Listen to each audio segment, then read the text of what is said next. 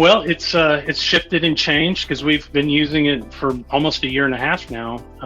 When we first dropped it into the portfolios, we decided to take a fund. It was actually an equity value fund, and we just replaced it and got about a 4% allocation into the client's accounts with the buffer product, with the S&P 500 buffer product.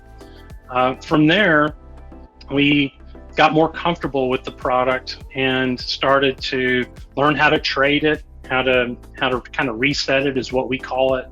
We learned how some of the other products, like using the power buffer, would work for certain clients, and started to delve into diversifying through the different products that were available. And then I would say, after going through the COVID-19 correction, we became more confident with it because it kind of did what we were hoping it would do.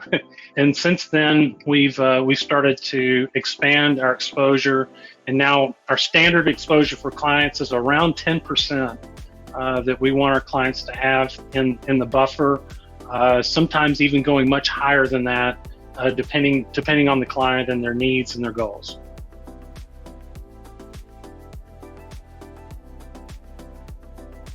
We decide based upon, I guess, how much of it we need for a client, as well as who the client is. We'll use the power, the 15%, and so we'll fit that in. If we have a client that's wanting to expose themselves at a higher than, say, 10% level, then we'll fold in some of the buffers that index to some of the other indexes, like the Russell and so forth, to try to provide some diversification.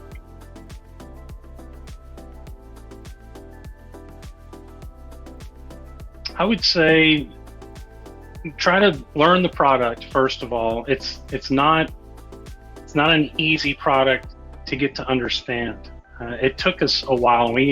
Fortunately, we had Rob Schulz, who with Innovator, who had a lot of patience with us and really kind of taught us the product. So I would say do your homework, make sure you understand it.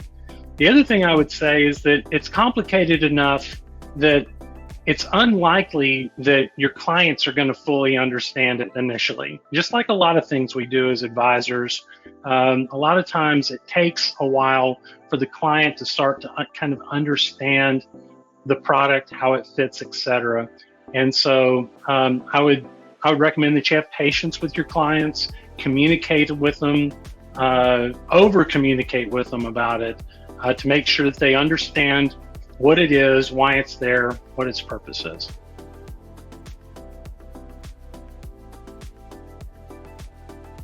The fund's investment objectives, risks, charges, and expenses should be considered carefully before investing. The prospectus contains this and other important information, and it may be obtained at innovatoretfs.com. Read it carefully before investing.